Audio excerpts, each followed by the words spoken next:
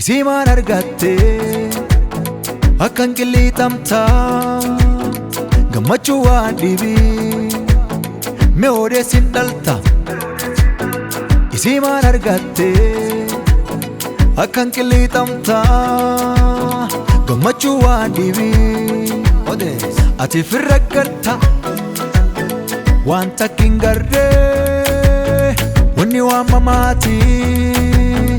Gadana boyesso akam nama tolti fagorra wal waamne shubbisa farfanna gadan kenu tolte jenne buburraqna abbo gadan kenu tolte yesso gadan kenu tolte abbo gadan kenu tolte yesso gadan kenu tolte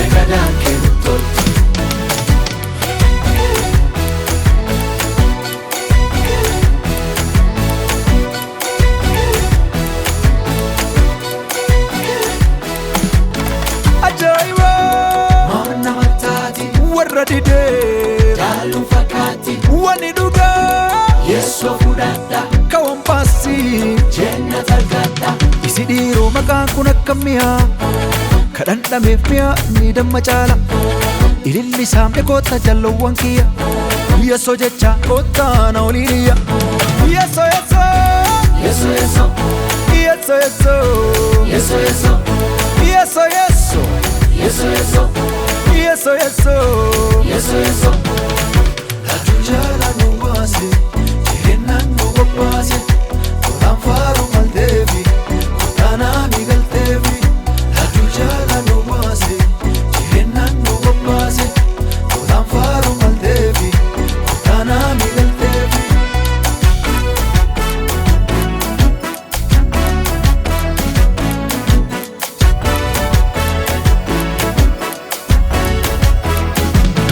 Gargu patol bane maka khelallamna gosa forran bane kage sadanna sila qoten setana nu jala hinaftu sifarsul lakimnu wonni feta taatu yo ya la nur te yo ya la nur te yo ya yo ya la nur te yo ya la nur te yo ya yo ya yeso nu te yo ya yeso te yo ya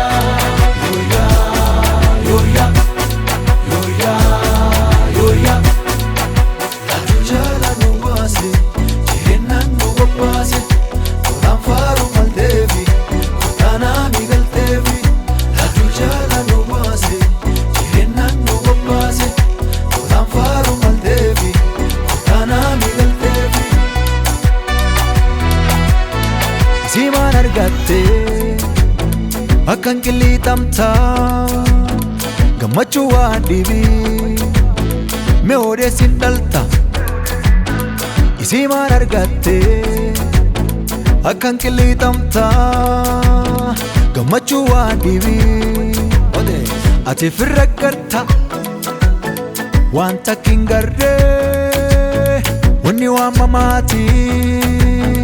Gadana boyesso akam nama tolti fagorra wal waamne shubbisa farfanna gadan kenu tolte jenne buburraqna abbo gadan kenu tolte yeso gadan kenu tolte abbo gadan kenu tolte yeso gadan kenu tolte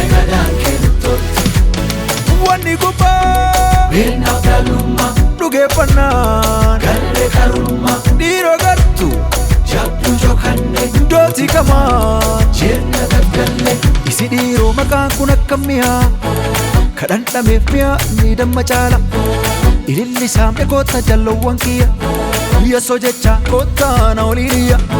Yeso yeso Yeso yeso yeso yeso Yeso yeso yeso yeso Yeso yeso